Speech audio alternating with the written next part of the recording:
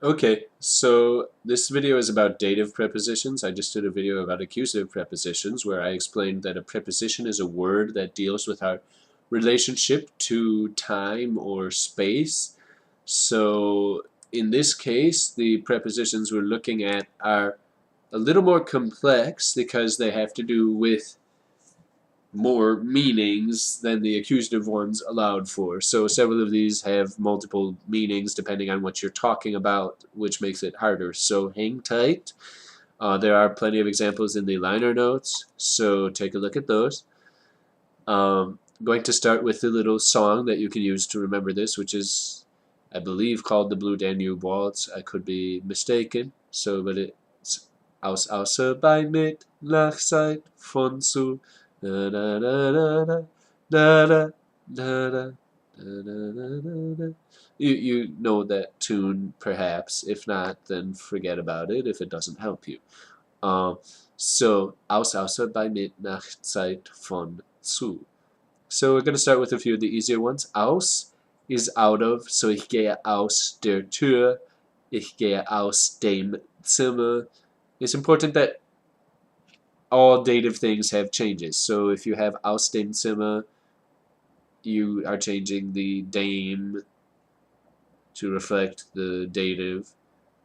If you have aus der Tür, you changed to der to reflect dative feminine.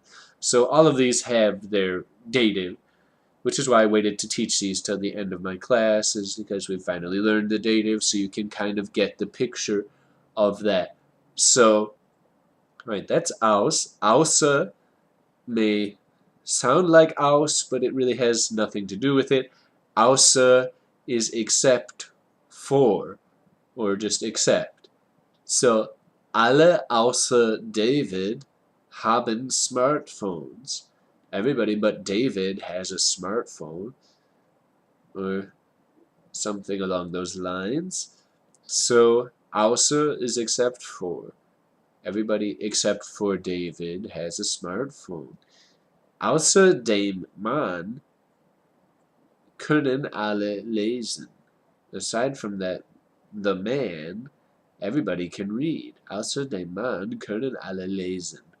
So maybe he never learned to read, maybe he can't see to read. We don't know why, but we know the basic structure. So, außer dem Mann.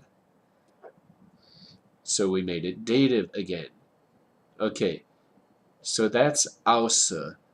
So we've done aus and außer. Bei is a little more complicated.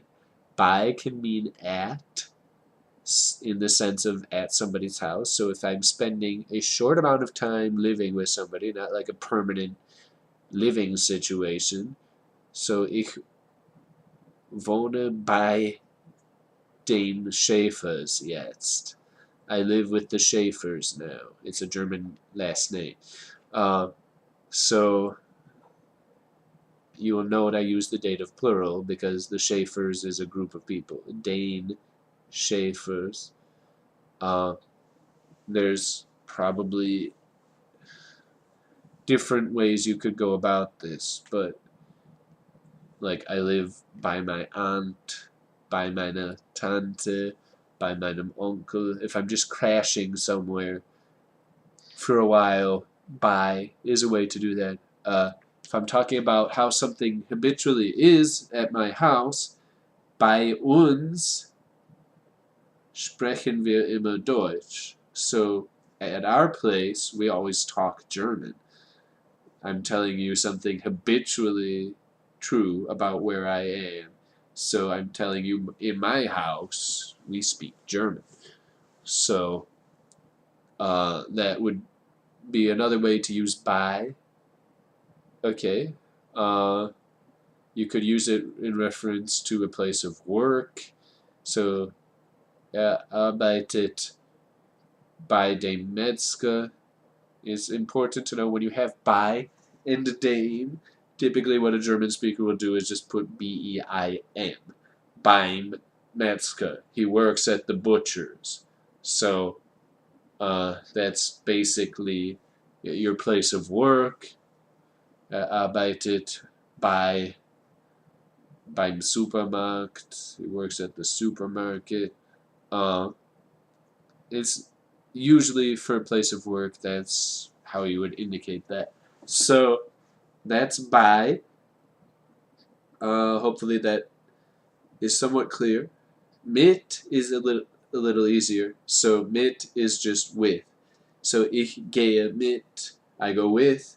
Ich gehe mit meinem Freund, I go with my friend. Ich gehe mit meiner Frau, I go with my wife. Ich gehe mit meinen Studenten, I go with my students. Ich gehe mit meiner Katze zum Katzenarzt, I go with my cat to the cat doctor.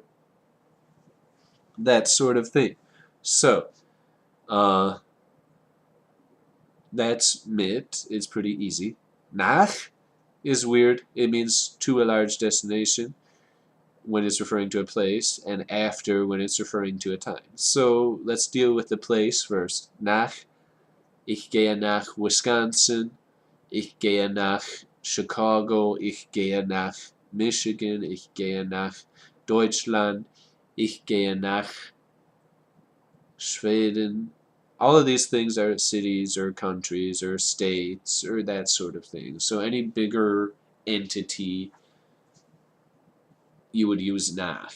A smaller entity would be like a store or a whatever that you would use a different preposition for. So the exception is Hause.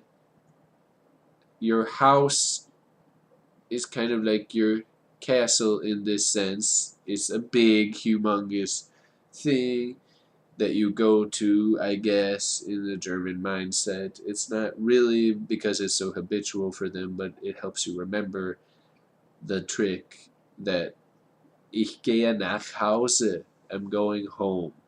So it's somehow falls under this category of large destination, even though everybody, including the Germans, realizes that your house isn't like the size of a city or a state or a country or whatever. So just memorize nach Hause. So seit is a little more complicated. Seit means since, but it has the sense of an ongoing activity. So seit ich ein Kind war, since I was a child, ich mag Briefmarken sammeln. I like collecting stamps. So it's an ongoing thing. It didn't necessarily have to stop.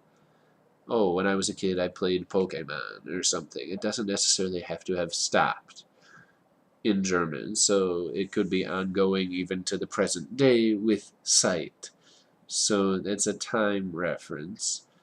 Fun is from. So fun is from in the sense of like I'm going from here to there. So ich gehe von Chicago nach North Carolina einmal im Jahr, once a year, or whatever. I'm making up stuff, but you know, I go from here to there. Fun can also mean it was authored or created by somebody. So das ist ein Buch von Goethe. This is a book by Goethe. Or a Buch von Stephen King, a book by Stephen King. Or eine Symphonie von Beethoven, a symphony by Beethoven. Ein Gemälde von Caspar David Friedrich, a painting by Caspar David Friedrich.